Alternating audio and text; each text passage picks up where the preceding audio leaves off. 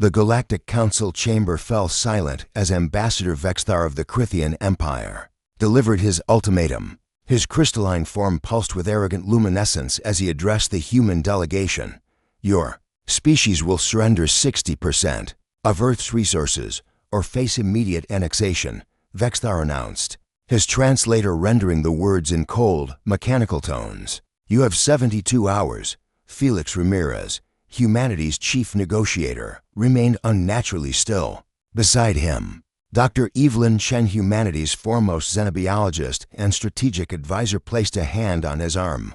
She felt the tension coiled within him like a compressed spring. Ambassador, Felix said quietly, his voice carrying across the vast chamber despite its softness. I would urge you to reconsider.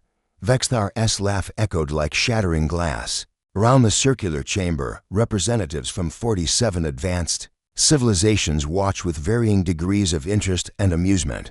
Humanity had been part of the Galactic Council for only 2 years. Newcomers, primitives barely worthy of notice, reconsider. The Crithian leaned forward. Your world possesses no fleet capable of challenging even our patrol vessels.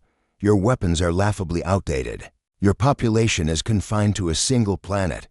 What possible threat could you pose? Evelyn stood, her dark eyes scanning the assembled aliens. She had studied their histories, their wars, their evolutionary paths, and she had discovered something that chilled her to the core.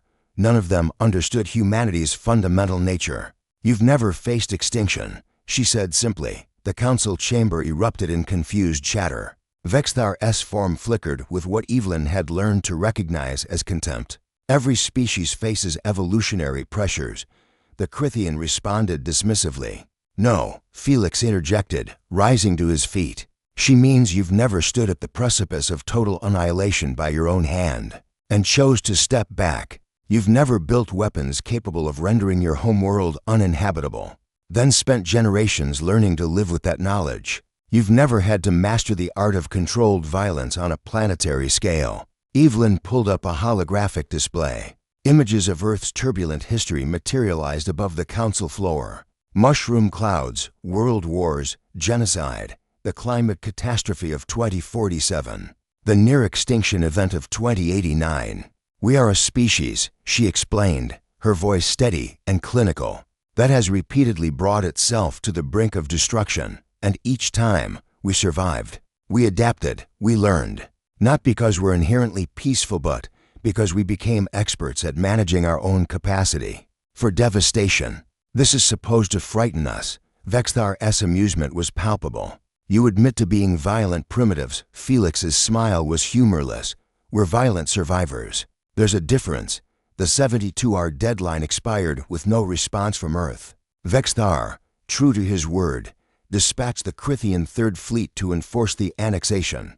400 warships, each bristling with weapons that had subjugated a dozen worlds. They never reached Earth. Evelyn watched from the observation deck of humanity's hidden orbital station as the Crithian fleet decelerated into the Sol system. Around her, tactical displays showed what the aliens couldn't see.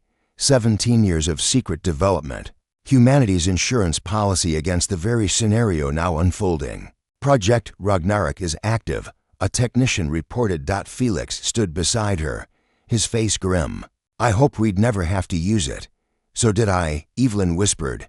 The attack, when it came, was unlike anything the galaxy had witnessed. Humanity hadn't tried to match the aliens' advanced energy weapons or faster-than-light drives. Instead, they had done what humans did best, weaponized physics itself. Kinetic kill vehicles, launched from hidden platforms throughout the solar system, struck the Crithian fleet at relativistic speeds. Each projectile, no larger than a refrigerator, carried the energy of multiple nuclear warheads.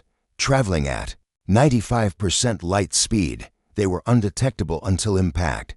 The Crithian Third Fleet ceased to exist in under 40 seconds. But humanity wasn't finished. Throughout the galaxy, sleeper ships that had left Earth decades ago activated simultaneously. Not colony vessels, weapon platforms. Humanity had seeded the space around every council member world with dormant kinetic bombardment systems, each one capable of rendering a planet's surface lifeless. Evelyn's fingers trembled as she transmitted the message to the Galactic Council. This is not a negotiation. This is a statement of fact. You believed us weak because we lacked your technology. You failed to understand that desperation breeds innovation, and humanity has been desperate for its entire existence. Felix took over, his voice carrying the weight of human history. We have positioned planet-killing weapons within striking distance of all 47 Council worlds. They cannot be stopped. They cannot be intercepted, and they are controlled by a distributed AI system that will activate if Earth is attacked, if human colonies are threatened, or if we fail to transmit specific codes every 24 hours. The implications crashed through the Council chamber like a physical wave. You've held us hostage. Vexthar's form blazed with fury. No, Evelyn corrected coldly. We've established mutual deterrence. Welcome to the human condition. We've lived under this shadow for over 2 centuries. Now you will too. The vote was unanimous. Humanity's territorial integrity would be respected. Their resources were their own, and the Treaty of Terran Sovereignty was drafted, guaranteeing humanity's protection under Council law. Years later, as Felix and Evelyn retired from diplomatic service, a young Crithian scholar approached them at a memorial ceremony. I have studied your species extensively, the alien said, their form pulsing with what Evelyn had learned to recognize as curiosity. I must ask, would you truly have destroyed our worlds? Felix and Evelyn exchanged glances. The weight of that terrible secret hung between them. We'll never know, Felix finally answered, because you never forced us to make that choice. As they walked away, Evelyn whispered, the terrifying thing is, I don't know the answer either. Felix nodded grimly, neither do I, and that's what makes it work. Humanity had taught the galaxy a lesson written in the ashes of their own near extinctions. The most dangerous species isn't the strongest or the most advanced. It's the one that has learned to live with the apocalypse and refuses to face it alone.